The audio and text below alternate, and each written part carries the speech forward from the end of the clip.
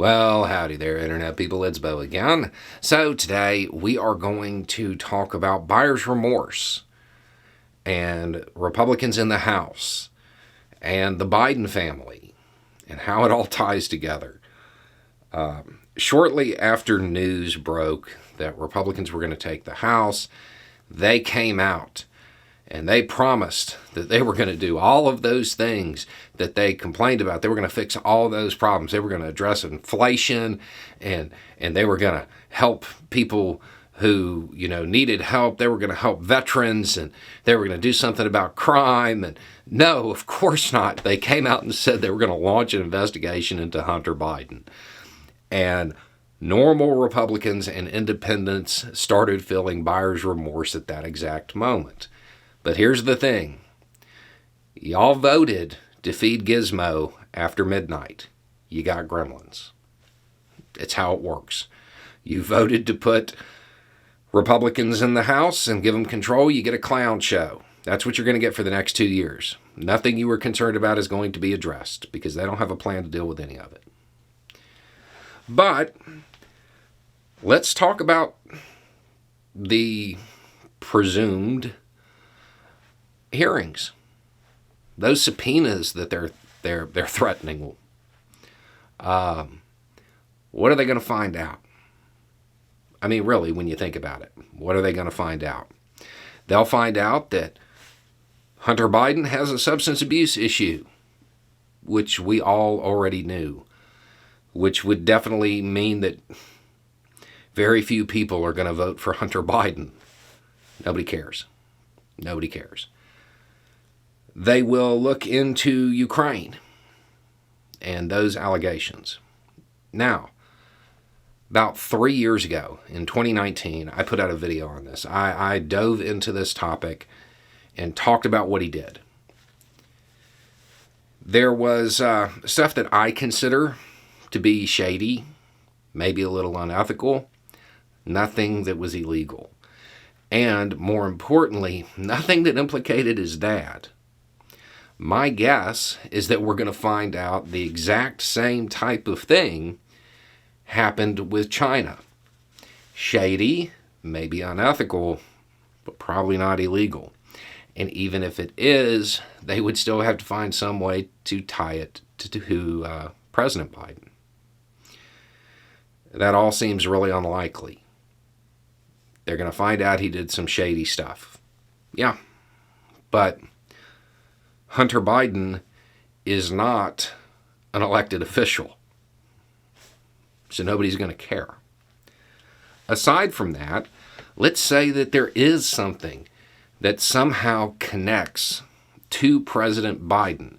I don't actually think there will be, but let's pretend that there is. Let's pretend it's true. Whatever it is has to be more severe than what Trump did. It shouldn't work this way. It really shouldn't. The standard shouldn't be, to quote Obama's ethics advisor, the standard shouldn't be less of a grifter than Trump. But the reality is, in public opinion, that is exactly what it's going to be. If whatever they uncover is less than what Trump did, nobody's going to care. Nobody's going to care. So, not just are the Republicans in the House apparently dead set on ignoring anything that the American populace cares about, that the voters that swung their way during the midterms, that they care about, not just are they intent on ignoring all of that in favor of hearings and investigations, they're doing it with very little likelihood of any reward. This is going to be incredibly annoying for the Biden administration. It's going to be annoying for the Democratic Party. It's going to be great for Fox News. I don't want to go as far as to call this a gift, like, Trump announcing his candidacy.